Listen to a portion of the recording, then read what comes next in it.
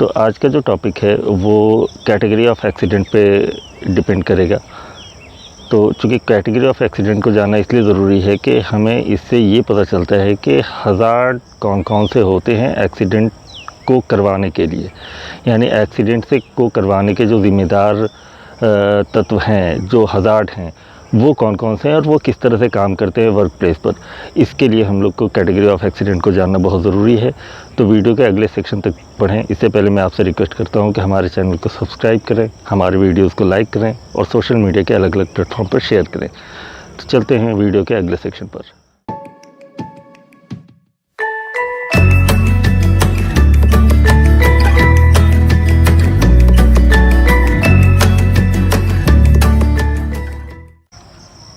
तो दोस्तों देखते हैं कि ये कैटेगरी ऑफ एक्सीडेंट होता क्या है। तो कैटेगरी ऑफ एक्सीडेंट असल में एक ऐसा प्रोसेस है जिसमें हम लोग एक्सीडेंट को अलग अलग कैटेगरी में डिवाइड करते हैं, अलग अलग कैटेगरी में बांटते हैं। तो ये एक्सीडेंट को कैटेगरी में बांटने का जो प्रोसेस है वो दो मेजर प्रोसेस होता है। उस दो मेजर प्रोसेस के अलावा उस सारे एक्सीडेंट को हम लोग उस प्रोसेस के अंतर्गत कई सब कैटेगरी में भी डिवाइड करते हैं। तो हम लोग देखते हैं कि वो जो मेजर कैटेगरी होती है एक्सीडेंट की वो क्या होती है। तो चलिए हम लोग चलते हैं अगले स्लाइड पर। तो यहाँ पे हमने लिखा we can develop two major category of accident as follows, यानी हम लोग जो एक्सीडेंट की जो दो मेजर कैटेगरी है उसे निम्न तरीके से दिखा सकते हैं। पहला है बाय कॉज ऑफ एक्सीडेंट, यानी एक्सीडेंट होने का जो कारण है, एक्सीडेंट होने का जो कॉज है, ये अगर बेस बनता है एक्सीडेंट को कैटेगराइज करने का, तो ये हमारा पहला कैटेगरी होगा। और दूसरा कैटेगरी है बाय कॉज ऑफ इंजरी, यानी जो इंजरी लगती है वो अगर बेस बनता है एक्सीडेंट को कैटेगराइज करने का, तो वो होगा हमारा दूसरा कैटेगरी। तो हम लोग चलते हैं अपने पहले कैटेगरी की तरफ, जो कि है बाय कॉज ऑफ एक्सीडेंट। तो हम लोग देखते हैं इसमें कि बाय कॉज ऑफ एक्सीडेंट में कि ये असल में होता क्या है, यानी जो भी एक्सीडेंट हो रहा है, एक्सीडेंट का जो मेन कारण है उसके हिसाब से हम लोग एक्सीडेंट को कैटेगराइज करते हैं। तो जनरली जो वर्क प्लेस पे जो एक्सीडेंट होता है उसका जो पहला कैटेगरी है वो ये है कि नेचर ऑफ एक्ट, यानी जो भी काम है, काम का जो नेचर है उसकी वजह से अगर कोई एक्सीडेंट होता है तो हमारा ये नेचर ऑफ एक्ट की वजह से होने वाला एक्सीडेंट कहलाएगा। इसमें हमने कुछ एग्जांपल दिए हैं। वो पहला एग्जांपल है operation of equipment without proper authority, यानी अगर हम लोग कोई ऐसा इक्विपमेंट का यूज़ कर रहे हैं जिसको यूज़ करने की अथॉरिटी हमारे पास नहीं है, फिर भी हम उसे यूज़ कर रहे हैं, तो ये जो कैटेगरी होगी वो हमारे नेचर ऑफ एक्ट के अंतर्गत आएगा। इसमें दूसरा एग्जांपल है वर्किंग इन अनसेफ मैनर, यानी हम लोग अगर कहीं पर काम कर रहे हैं और वो काम करने का जो प्रोसेस है वो प्रोसेस ही अनसेफ है, यानी वो SWP से बाहर है, सेफ वर्किंग प्रोसीजर जो होता है उससे बाहर है, तो वो भी नेचर ऑफ एक्ट के अंतर्गत आएगा। उसी तरह से इसमें तीसरा हमने एग्जांपल लिया है use of defective tools and equipment, यानी वैसा इक्विपमेंट और वैसा टूल्स जिसे हम लोग डिफेक्टिव बता चुके हैं, यानी उस पर डिफेक्टिव का टैग लग चुका है और उसे हम फिर यूज़ कर रहे हैं, तो ये भी नेचर ऑफ एक्ट के ही अंतर्गत आएगा।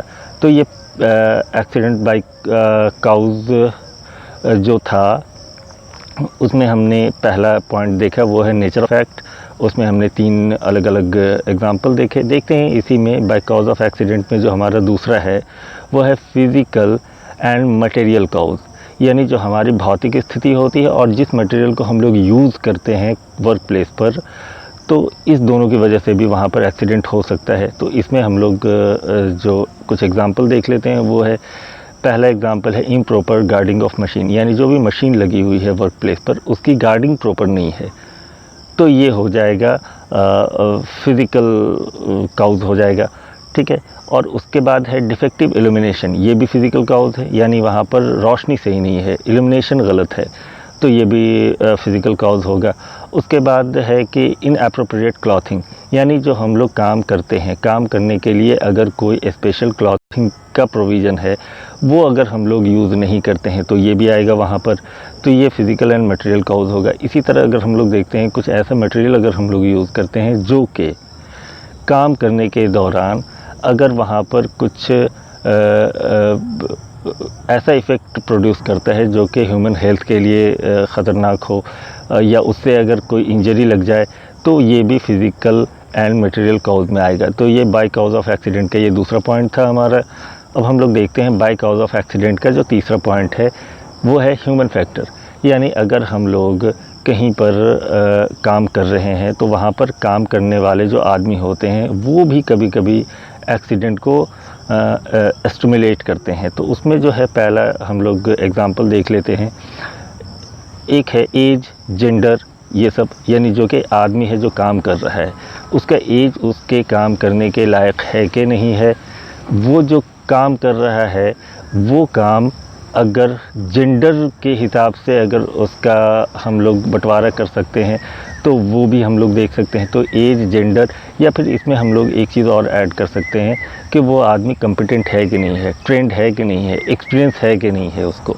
तो ये सारा का सारा ह्यूमन फैक्टर के अंतर्गत आता है। इसी तरह से ह्यूमन फैक्टर में एक और चीज़ आता है, जो एक्सीडेंट हुआ है वो किस टाइम पे हुआ है, किस प्लेस पे हुआ है, और उस एक्सीडेंट होने का जो सर्कमस्टांस था, एक्सीडेंट होने की जो परिस्थिति थी, ये भी ह्यूमन फैक्टर के ही अंतर्गत आता है। और इसमें ही तीसरा है part of the body injured. यानी अगर कोई एक्सीडेंट हो रहा है तो एक्सीडेंट होने की वजह से जो भी इंजरी आती है वो किस पार्ट में आ रही है, ये भी ह्यूमन फैक्टर में ही आएगा।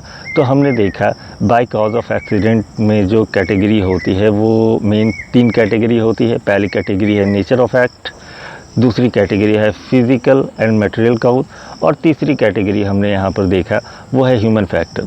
तो हमने देखा कि कैटेगरी ऑफ जो एक्सीडेंट है उसमें जो पहली कैटेगरी वो बाय कॉज ऑफ एक्सीडेंट, यानी जो हम लोग कैटेगराइज करते हैं एक्सीडेंट के कारण के हिसाब से एक्सीडेंट को, तो इसमें 3 चीज़ यूज़ होता है। एक है ह्यूमन फैक्टर, दूसरा है फिज़िकल एंड मटेरियल कॉज, और तीसरा है नेचर ऑफ एक्ट।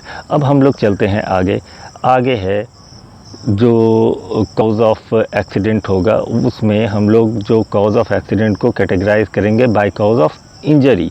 यानी जो भी घायल हो रहा है उस घायल होने का जो काउज़ है, जो भी इंजरी लग रही है उस इंजरी लगने का जो काउज़ है, उसके हिसाब से हम लोग कैटेगराइज करते हैं। तो यहाँ पर देखते हैं, यहाँ पे बहुत सारी कैटेगरी आती है दोस्तों। तो इसमें हमने कुछ 10-12 कैटेगरी को यहाँ पे लिया है, और भी कैटेगरी हो सकती है, इसे आप भी देख लेंगे। तो यहाँ पर हम लोग देखते हैं बाय कॉज ऑफ इंजरी में कौन कौन सा कैटेगरी आता है। तो बाय कॉज ऑफ इंजरी में जो होने वाला एक्सीडेंट है उसमें सबसे पहले STF यानी स्लिप, ट्रिप एंड फॉल होगा। ये भी एक काउज़ है इंजरी लगने का। उसके बाद दूसरा है फॉल फ्रॉम हाइट, यानी ऊपर से गिरना। उसके बाद तीसरा है इसमें फॉलिंग ऑब्जेक्ट, किसी भी ऑब्जेक्ट का गिरना, यानी फॉल फ्रॉम हाइट में आदमी का गिरना भी हो सकता है, और फॉलिंग ऑब्जेक्ट जो होता है वो भी अगर गिर करके टूट फूट गया तो वो भी कॉज ऑफ एक्सीडेंट होगा। यानी वो फॉलिंग ऑब्जेक्ट किसी आदमी के सर पे लग गया तो वो भी कॉज ऑफ इंजरी होगा आदमी के, तो वो भी यहाँ पर एक कैटेगरी है। उसके बाद यहाँ पर देखा हमने चौथी कैटेगरी जो है वो है कोलिजन विथ ऑब्जेक्ट, यानी किसी भी ऑब्जेक्ट से जाकर के टकरा जाना। जैसे हम लोग जा रहे हैं और हम लोग चलते चलते किसी भी चीज़ से टकरा गए। मान के चलिए कि हम जा रहे हैं कहीं किसी पाथवे पर, और उस पाथवे पर एक खंबा है और हमारे से गलती हुई कि हम उस खंबे से जाके टकरा गए, तो ये कोलिजन विथ ऑब्जेक्ट हो गया। या फिर कोई तेज़ गाड़ी चलती हुई आ रही है और हम कहीं पर चल रहे हैं और वो गाड़ी हमसे आके टकरा गई, ये भी कोलिजन विथ ऑब्जेक्ट हो गया। तो ये दोनों केस हो गया हमारा 4 में। 5 है ट्रैपिंग, क्रैशिंग बिटवीन और अंडर ऑब्जेक्ट, यानी ये है कि अगर हम लोग किसी ऑब्जेक्ट के अंदर जाकर के फंस जा रहे हैं या फिर किसी ऑब्जेक्ट के अंदर हम लोग दब जा रहे हैं, उसके नीचे दब जा रहे हैं, तो ये भी एक कैटेगरी होगी। अब हम लोग देखते हैं इसी में जो छठा पॉइंट है वो है मैनुअल हैंडलिंग। अब मैनुअल हैंडलिंग एक प्रोसेस होता है जिसकी वजह से भी बहुत सारे इंजरी आते हैं, तो ये मैनुअल हैंडलिंग की वजह से आने वाले इंजरी भी इस बाय कॉज ऑफ इंजरी में हम लोग इसको रखेंगे। उसके बाद बाय कॉज ऑफ इंजरी में जो 7वां पॉइंट हम लोग रख सकते हैं वो रख सकते हैं कॉन्टैक्ट विथ मशीनरी या फिर हैंड टूल्स, यानी जो भी मशीन होगा उसके कांटेक्ट में आने से अगर कोई इंजरी लगी, या फिर जो हैंड टूल्स जो आदमी इस्तेमाल कर रहा होता है वर्क प्लेस पे उसके यूज़ करने से कोई इंजरी लगी तो वो भी यहाँ पे आएगा। इसी में हम लोग अगला रखते हैं इलेक्ट्रिसिटी। इलेक्ट्रिसिटी चूँकि हम लोग जान रहे हैं एक हज़ार्ड है, तो इलेक्ट्रिसिटी का अगर कहीं पर इलेक्ट्रिक्यूशन हो गया किसी के साथ, तो उससे जो इंजरी होगी उसको हम लोग यहाँ पर रखेंगे। उसके बाद ट्रांसपोर्ट की वजह से अगर कोई इंजरी हो रही है, अगर हम लोग मान के चलिए कि कोई भी सामान को एक जगह से दूसरी जगह ढो करके ले जा रहे हैं, या फिर हम खुद एक जगह से दूसरी जगह जा रहे हैं, तो ये दोनों कंडीशन जो है ट्रांसपोर्ट के अंदर आएगा।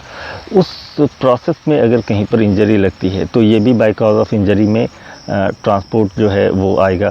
अब हम लोग देखते हैं कांटेक्ट विथ केमिकल्स, यानी बहुत सारे केमिकल्स के कांटेक्ट में आने से अगर कोई इंजरी लग रही है तो ये कांटेक्ट विथ केमिकल्स में आएगा, तो ये भी बाय कॉज ऑफ इंजरी है। अब देखते हैं इसमें आगे भी हमने 3-4 रखा है, वो देखते हैं बाय कॉज ऑफ इंजरी में। जो कि 11वां है वो है सफोकेशन या फिर ड्राउनिंग, यानी अगर हमें घुटन हो जाती है या फिर कोई आदमी डूब जाता है, तो डूबने की वजह से या फिर घुटन होने की वजह से जो इंजरी आती है उसे हम लोग यहाँ पर रखेंगे। फायर एंड एक्सप्लोजन अगर हो जाता है कहीं पर अगर आग लग जाती है या कोई विस्फोट हो जाता है, तो वो भी यहीं पर बाय कॉज ऑफ इंजरी में इसको रखा जाएगा। और अगर मान के चलिए किसी आदमी को वर्क प्लेस पे कोई एनिमल बाइट कर लेता है, सपोज़ करें कि कुत्ता काट लिया किसी को, या फिर किसी को वहाँ पर वर्क प्लेस पर अगर प्रॉपर जो साफ़ सफाई की व्यवस्था नहीं है, तो वहाँ पर हो सकता है सांप बिच्छू भी आ जाए, वो भी काट सकता है, तो ये भी हम लोग बाय कॉज ऑफ इंजरी में रखेंगे। और अगर वायलेंस हो गया, अगर 2 ग्रुप में काम की जगह पर लड़ाई झगड़ा हो गया, तो इसे भी हम लोग बाय कॉज ऑफ इंजरी में रखेंगे। तो हमने देखा दोस्तों कि एक्सीडेंट को हम लोग 2 कैटेगरी में डिवाइड कर सकते हैं, बाय कॉज ऑफ इंजरी और दूसरा जो है वो है बाय कॉज ऑफ एक्सीडेंट। तो ये टोटल एक्सीडेंट को जो 2 कैटेगरी में बांटा, इसमें पहली कैटेगरी एक्सीडेंट क्यों हो रहा है, एक्सीडेंट का काउज़ हो रहा है, ये एक मेन कैटेगरी होगी। और दूसरा कैटेगरी एक्सीडेंट जो हो रहा है उसमें इंजरी का काउज़ क्या है, ये दूसरी कैटेगरी होगी। हमने इस दोनों कैटेगरी के कुछ सब कैटेगरी को भी देखा। तो आज का वीडियो यहीं तक। वीडियो देखने के लिए धन्यवाद।